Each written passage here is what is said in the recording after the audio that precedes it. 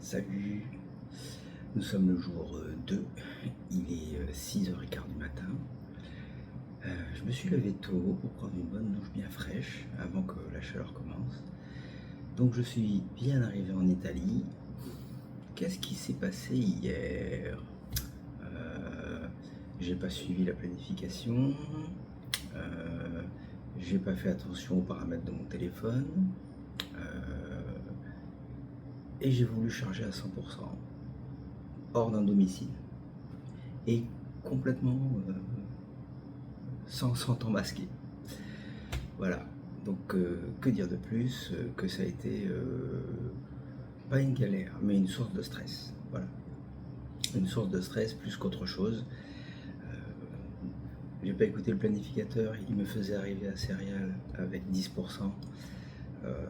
J'ai estimé que c'était un peu risqué d'arriver à 10% à un chargeur que je connaissais pas, dans un pays que je ne connaissais pas. Ça m'a plutôt donné raison, puisque le chargeur il n'y avait que 6 bornes, il était saturé, c'était l'heure du midi.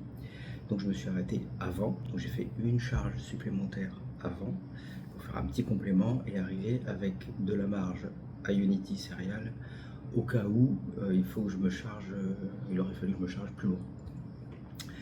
Voilà.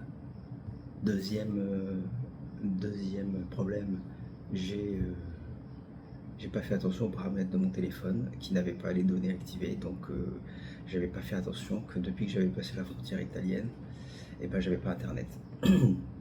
J'avais ni 4G ni 5G. Je m'en étais pas rendu compte jusqu'à ce que j'arrive chez Tesla, ou plus exactement jusqu'à ce que j'essaye d'envoyer un message par WhatsApp à ma femme qui est en Moldavie, où je constatais que il indiquait clairement, c'était clair, hein, pas d'accès internet. Et c'est la première fois de ma vie que ça arrive. Il fallait que ça m'arrive ce jour-là.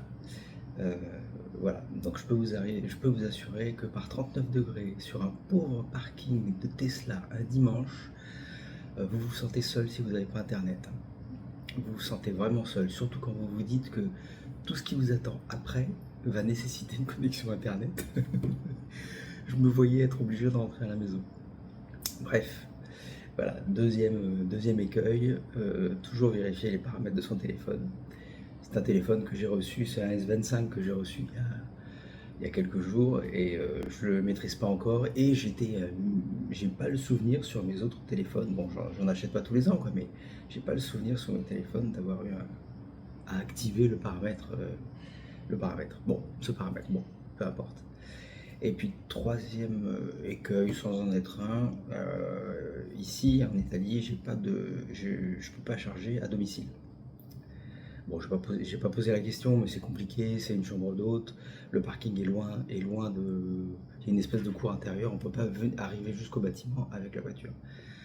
Donc j'ai laissé tomber, je me suis dit, il y a un superchargeur Tesla à Piacenza, j'y suis allé et j'ai chargé.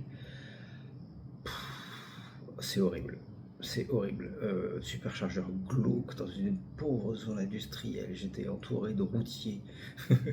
Le superchargeur lui-même est fermé avec une grille et un code. Bon, ça, c'est pas très compliqué. Mais il n'y a rien. C'est vide, c'est glauque. Alors, j'ai chargé jusqu'à 80% en 25 minutes, je crois. Ça a été. Mais c'est après, j'ai commencé à charger jusqu'à 100. Et puis arrivé à 90, ça a duré une éternité. J'ai dû passer 20 minutes ou un quart d'heure entre 80 et 90. Alors que j'avais passé 20 minutes entre 20 et 80. Donc j'ai décidé de laisser tomber. Et tant pis, on verra.